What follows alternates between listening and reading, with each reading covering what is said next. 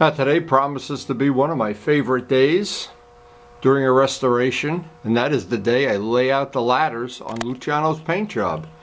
And it should be, well, I'm looking at this one, should be very similar to this, but we try to make each one unique, of course.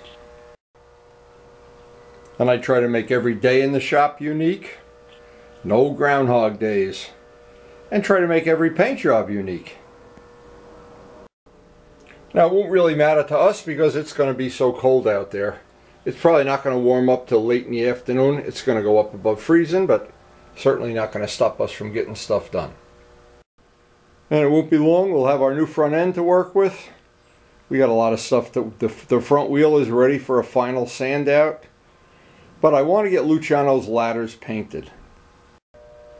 Now I have a personal attachment to all the Yamaha racing paint jobs of this era, because it was during that era that I was a young man, and club racing with many of my friends like Frank Straub and just to name a few. And the people that really had factory connections had one of these paint jobs on their bike.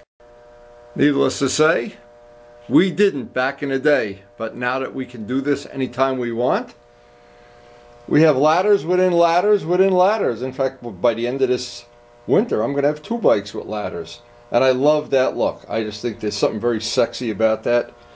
I always like the look of having a stripe on the front fender. I don't know why. And matching the ladders, it's just like a traditional thing. And I really think, as I've looked over the internet at probably hundreds of paint jobs, people that have tried to put that paint job on various motorcycles, some with really good success, some with very little success. Well, we're going to try to do that for Luciano today. So worth noting, if you look back over the history of Yamaha and Yamaha racing bikes of this era, what you notice right away is there's no end to the amount of designs you can make with the ladders. And anything from the top factory racing bikes, the guys who did cafe racers, it's a very popular thing. The people that are Yamaha aficionados like myself call it very affectionately the ladders. So before I get started, I notice we have nice fresh ice on the pond, and usually what that means is it's cold, really cold. There's no substitute for starting the day off with our magic cup of coffee. So back down in a nice warm cellar, and I noticed Luciano's white, and we were very careful to get 3 really nice coats of white on that, because the white that shows through the ladders, if it isn't white, it really looks crappy. The wheel is under the heating vent also drying. We've been doing sequencing and logistics in the last couple of days, moving things around. And with the paintwork finished on the FZR, finishing the wheels, replacing the forks, polishing the rest of the frame, painting the exhaust system. We're coming down the home stretch. We'll have it done by Christmas. Now it really is something I have to take into account every day of moving stuff around on these tables, because also this table that used to be Turbo Steve's table is of course Miles's Lego table, and he hasn't lost interest in Legos yet. Boy, if I could only tell you how happy I am the way this finish came out. We have really and the nice thing about this is we have gone from, and you can even see the concept sketch videos that I made, from that step to this step, and of course I'm guessing a month or 2 from now, the final bike and our the final reveal. Before I get started with the paintwork, this is something I enjoy every morning. If there's mail from the day before, I love opening these little boxes because I know what's in here. And it's another step for the FZR restoration. They always make these boxes, oh my God, it's unbelievable what you got to do to open them. Anyway, this is from Bolt Depot, and I wanted to share this because this is one of the steps I've emphasized that. And I know Luciano goes to Home Depot and buys new bolts. I like to buy them from Bolt Depot, and I'll show you why in 1 second. What happens, you get a whole package of stuff for such a cheap amount of money. It's all nice and new. It all fits perfect. You have the right exact lock washers. These are the bolts for the discs brand new washers, brand new lock washers. And then you always get this little receipt that says you got them for free. It's amazing how little money it costs to replace all the hardware. Anyway, just one of the things. This whole thing was $12, but this will ensure that nothing on this is going, because these are all stainless. Nothing on this is going to rust, corrode, and I'll polish these up a little bit before, as he drops them. And when you have the exact washers, not ones that are close, ones that fit right on, and the lock washers that fit right on, it just makes it that much nicer. Now, on every step of this restoration, every part of it, what I've tried to do is either the parts that are coming off, or I still want to polish. But even though these bolts are fine, I like having brand new ones. And we've got the disc cleaned up. And the point I'm making with any restoration, it's a long journey, but it's one step at a time. And as long as you take a step every day, at some point, if you live long enough, and that's always a problem for me, you finish the restoration. Now, there's a very funny story. It's not really a funny story. Not for some people it isn't anyway. When one of the several trips I made to Texas for model airplane tournaments, we got to visit, thanks to a late friend, Bill Rutherford, we got to visit a gentleman that it had taken him 11 years to restore a World War II Spitfire. And when we visited, I have it all on video, and it's all out on the Aeroplane channel. But what he had done is, at the end of this restoration, it took 11 years, we were looking through his scrapbooks and everything, and it was no different than what we're doing, except it was an airplane, and it had to be done a little bit more carefully than the way we do it. But what he had done, at the end of it, and we had asked him, are you going to do another restoration? And he said, I really can't. I'm getting long in the tooth. Long in the tooth refers to when you used to buy a horse. A horse's teeth never stop growing. So long teeth, old horse. It's like Fiddler on the Roof kind of stuff. But anyway, the point is, this is the first year right now that I've asked myself, I'm going to be 74 years old. I've asked myself, wow, how many more restorations do I have left? And that's the thing you never know. Anyway, what I want to do is just lay this out roughly. And I do this all by eye, of course. And then I'll measure it to make it symmetrical. The goal is, and some of my criteria for this kind of a thing is, I would like to have a little bit of yellow along the bottom. I don't want it to end at the stripe. I want it to be that the stripe is through the part. And so, by laying this out, and what's going to happen, I'm going to airbrush on this stripe. Now, I have to do this several times because I really won't know. I assumed I knew, but I really don't, that all of the things would be 1/4 inch, but as I'm looking at this is the thickness. I thought, I'm going to try it. Tape is cheap, and we have plenty of it. So, if I assume this is going to be yellow, this is going to be white, now I need a take-apart stripe. I need a stripe that I'm going to pull out.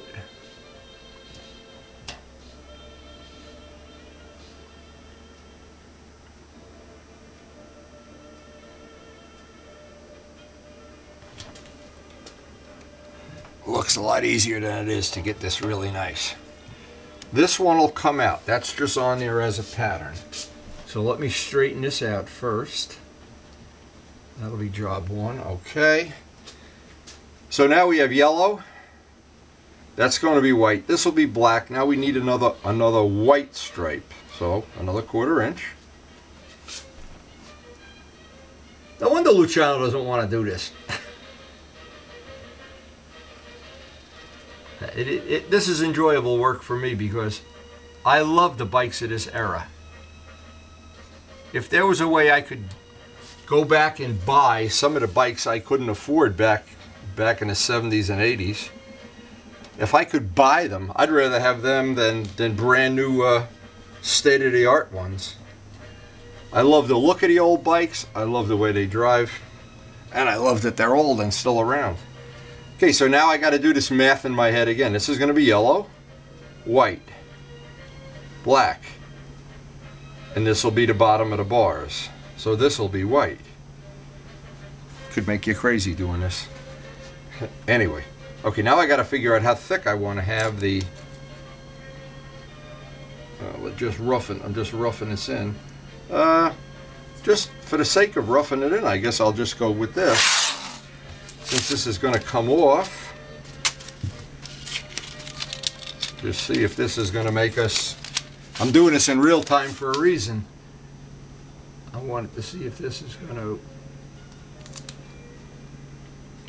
This isn't really super accurate, but it just lets you rough it in, what I call roughing it in.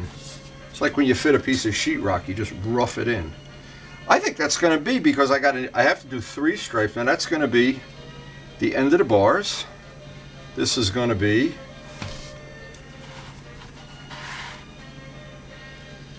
just see if this works. If we can show this in real time, I think this would be a lot better than having a gazillion camera cuts.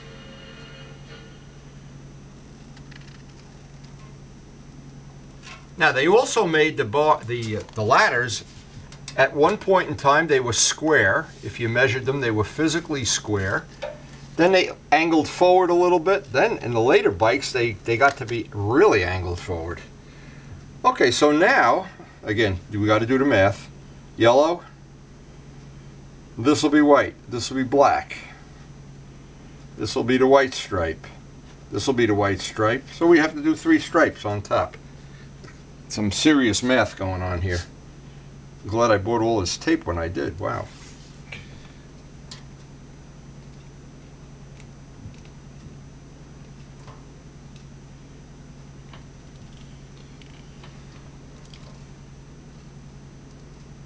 And sometimes when you see something like this with a lot of camera cuts, you don't get an idea in your mind of how long did that take? Did that really go as fast as I thought it did? Well, I figured if I did one side in real time, that would be a something that would be worth watching. Especially if you like Yamahas.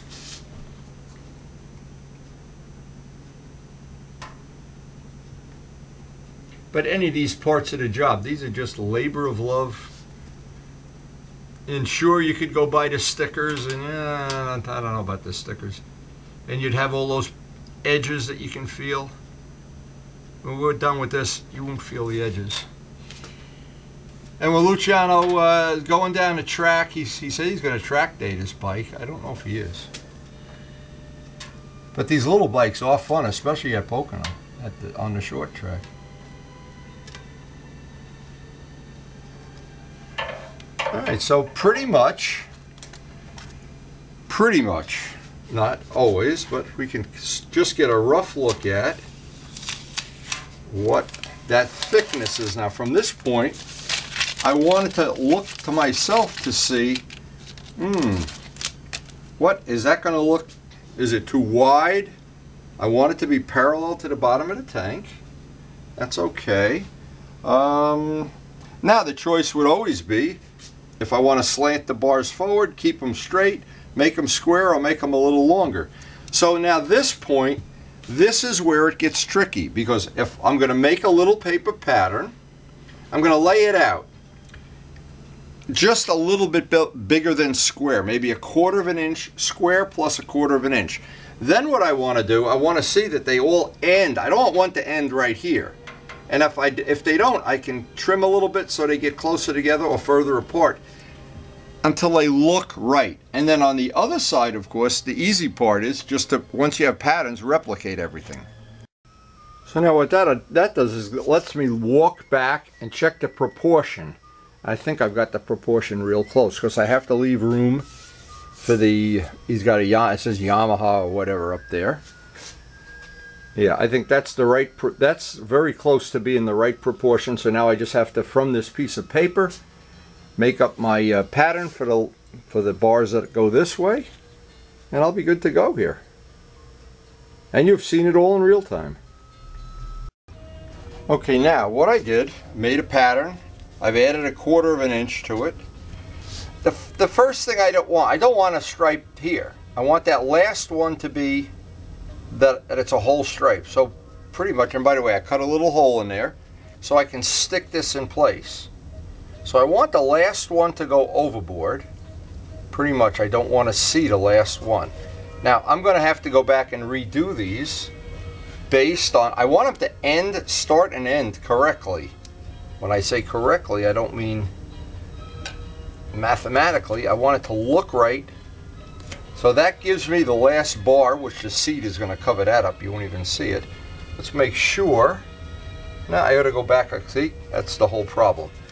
Is you can be close, but no cigar here. Very easy. It's very easy to get the football close to the goal line. It's very difficult to go to the last little bit that it really looks awesome. Now it looks right. Now you can see that last one will disappear in there, and you will not have an optical illusion that what happened to the last bar. And believe it or not, that's a big issue. Now I'm not going to press that down. This has that little sticky square. Using this thickness, see just how nice that just stays up in place?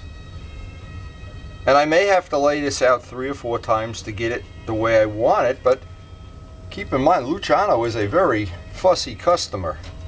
And he's a good friend, so I guess I have no choice here. Okay, so if you follow through with this, and I just thought doing this in real time would be a whole lot more productive, especially because we have such a short day today. But even if, the point is this too, when it's cold like this, I don't care if this goes across 3 days. All I care about is that at the end of it, I have what I want. Now see, they're a little bit longer than they are high, and that's the look I was looking for, because it's just like it's like my RD anyway, and it seems like a lot of people have been drawn to my RD over the years. So if you have a winning quarterback, let him throw the ball. I guess that's a good way to put it. Now I'm hoping we're not going to run out of 1/4-inch tape here, but you see we got a little bit. I don't think we have a lot more, but if I get this laid out, then the thing is to look from across the room and look at it from several angles before you make a big commitment.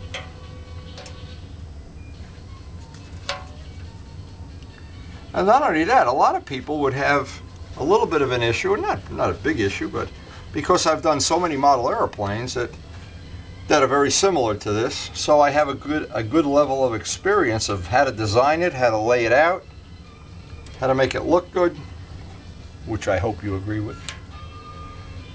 Vote for me. I need your vote. I'll straighten everything out if you just vote for me.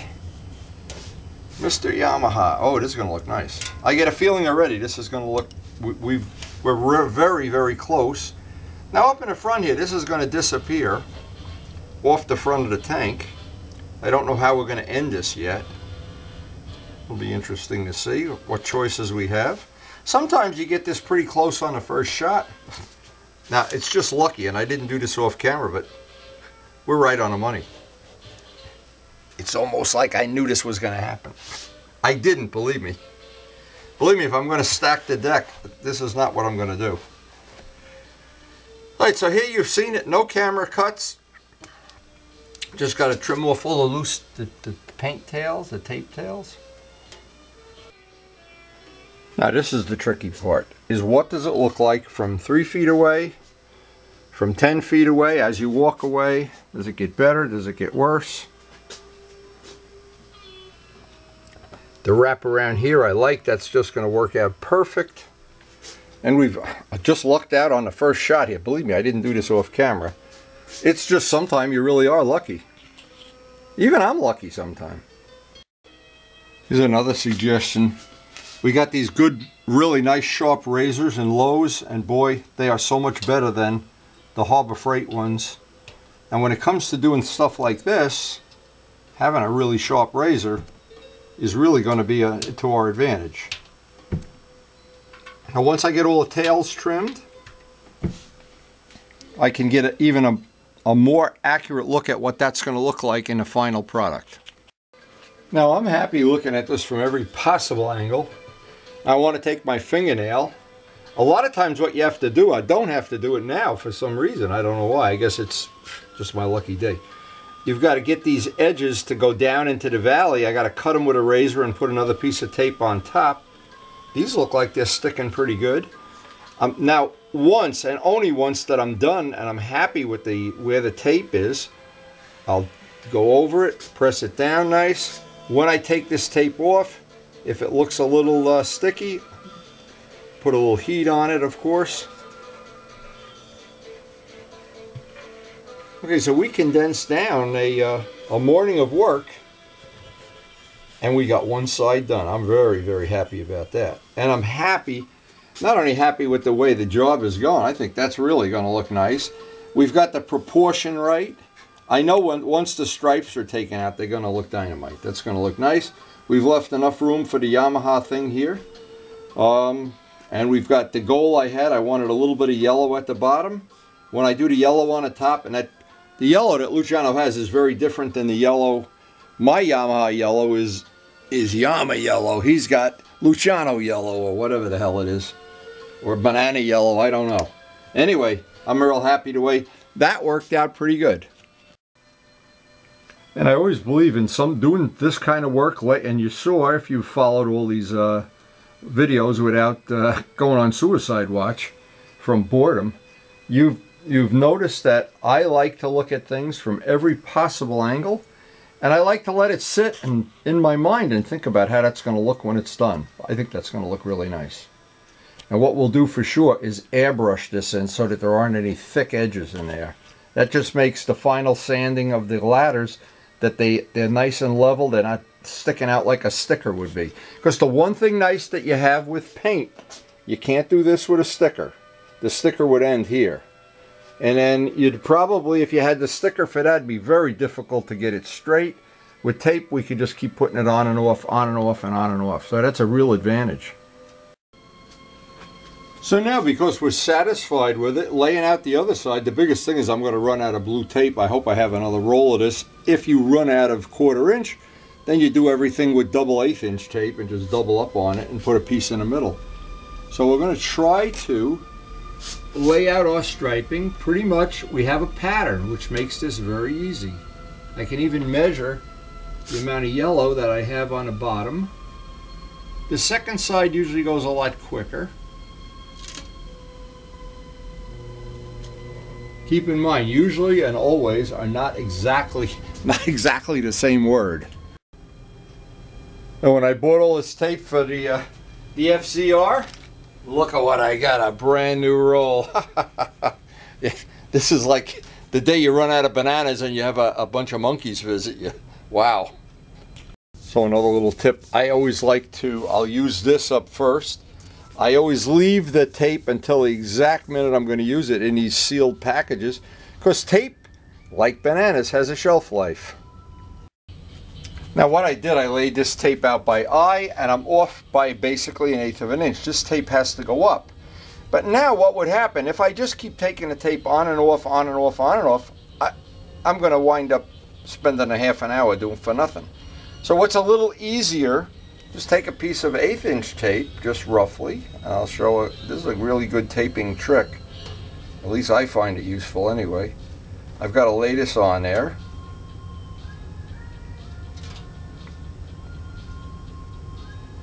Now the nice thing about using this tape is if you use it every day or on a regular basis, it becomes second nature and it goes very quickly. I only do this a few times a year. I used to do it a lot more. And I wanted to show this trick. Now I want to move this tape up 1/8 of an inch. So this is a very easy thing now. I get rid of this tape. I'm not going to use the same tape over again. But I know for sure, this is where's that 1/8 inch? I know I want to go up 1/8 of an inch. And that I measured that off the other side. So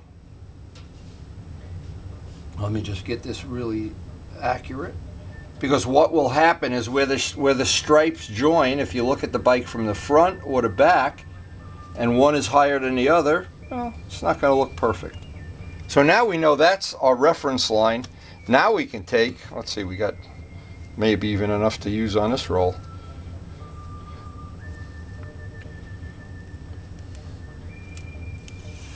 Got a big enough piece? Yes, we do. Okay, so now I know this piece will be up 1/8 of an inch.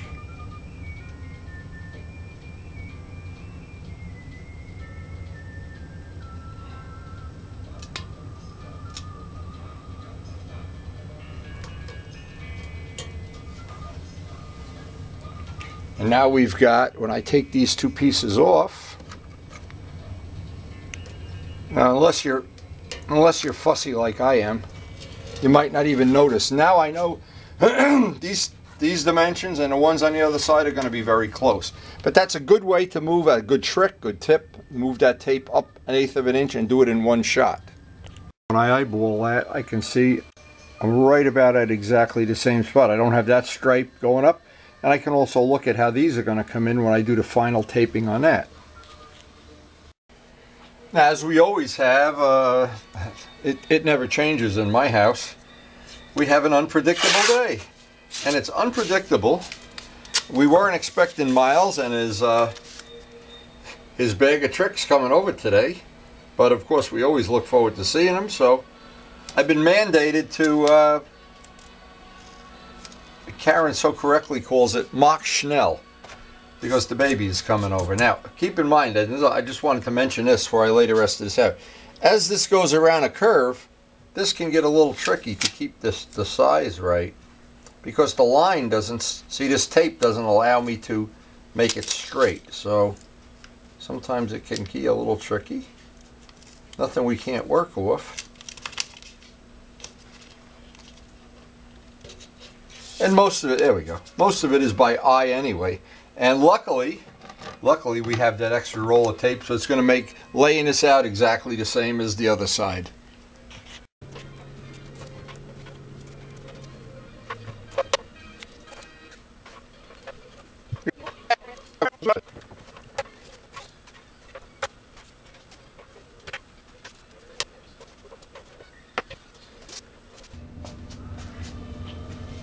Now it's really nice. I'm happy. I checked this from every possible angle.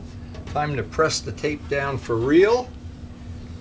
I'm not sure what time Miles is going to get here, but I'll start the side covers too. Try to get them ready for backmasking. But again, a day like today, we always love to have Miles come by.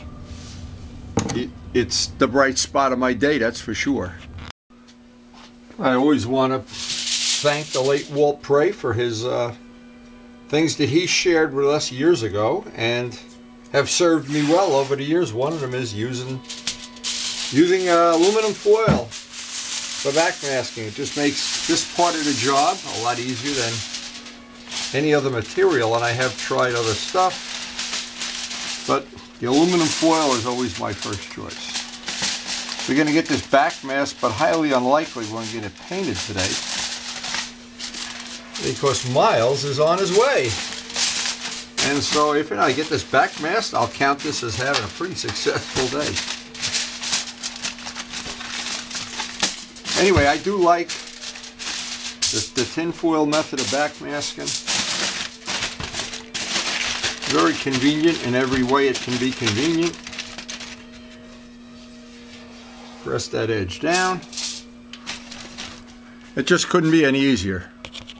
Now I noticed something very strange before I backmask it. I'd mentioned this emblem. Of course, this is made by the factory. This is not the same as the other side. The other side is almost parallel. This one is, now maybe they put this on crooked, but here's what I'm suggesting to Luciano. Instead of using these tangs, maybe when you put the thing on, you could do it with JB Weld or something and just twist it. Put a little bit of an angle in it, because if you use these tangs, that emblem does not match the other side.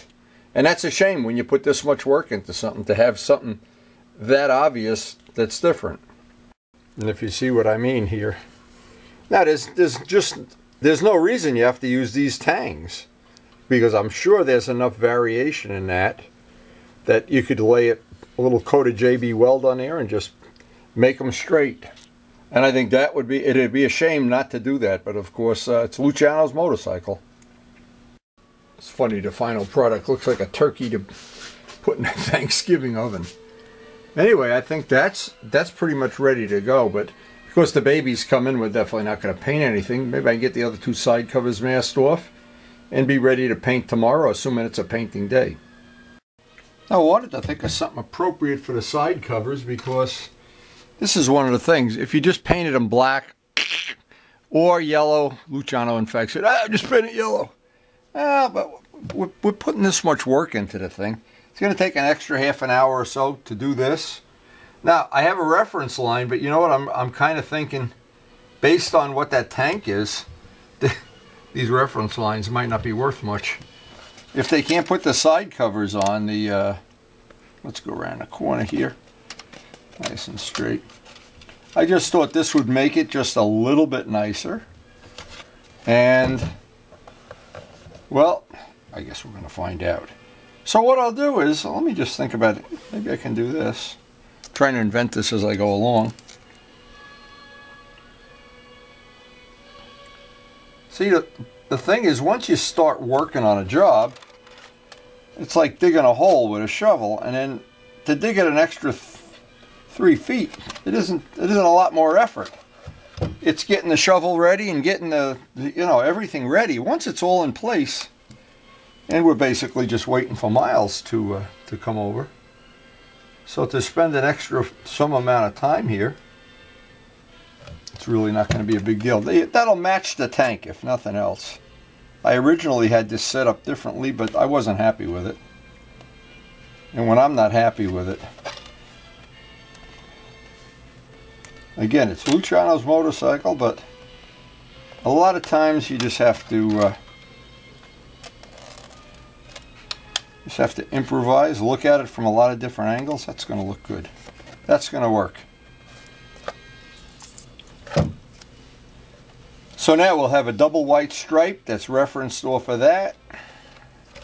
I'll back mask that up. I think that'll be nice. So we're basically looking at this, and the more I'm looking at it, I think we made the right choice. We'll find out when Luciano observes it. And actually, we'll be all prepped up. I hope tomorrow's going to be a painting day. We're all set to go here. I didn't know I'd get this far today, but every day's unpredictable. That Groundhog Day thing makes me crazy. What this is going to be, there'll be a double. This is going to be black, white, yellow. I think it's going to look nice. Hey, look who's here. You going to help me? I do got some parts. I got some parts. I got parts. Well, bring them down. That's how this life plays out. I got to finish Luciano's thing, and then it's time. Obviously, we're not going to do anything else today, but we did get a lot done today, so hey, as I always say, I hope you enjoyed the video, and why don't you come over and babysit? I've heard there are grandparents that don't babysit. I've heard that, but I don't know if it's true. Is it true? Is it true? Yeah, parts are on the way. Parts are on the way. How lucky you? What do you want to do? We're gonna build. What do you want to do? Tell me. We're gonna build a defense tank. We're gonna. Whoa! How lucky can a boy be? Hi, boy D. How are you? Hey, what's going on? What do you got from me? Miles, heart, Grammy. Whoa! How are you? Hey, sweetie. Hi. Grammy wants to know if you're hungry. I'm not hungry. You don't want a snack? No, I don't. Okay, what do you want to do with this? Okay, we're gonna try to make like a war tank, but it's a defense. Okay, tank. but I gotta clean off all the motorcycle parts off the table, right? Okay. Okay. So why don't you just hang out? Let me clear the table up, I'll and then we'll make. You know what we could do? What? Let's make a robot. No. No! We have to make some kind of screen. Life is so unpredictable. Believe it or not, this is the latest thing that fascinates Miles. He loves to take things apart. I don't know where he could have possibly gotten that gene from. These used to be walkie-talkies and cell phones, but see that gene at some day, that's how it starts, and later in life that's how it ends. So again, I hope you enjoyed the video. Thanks for watching.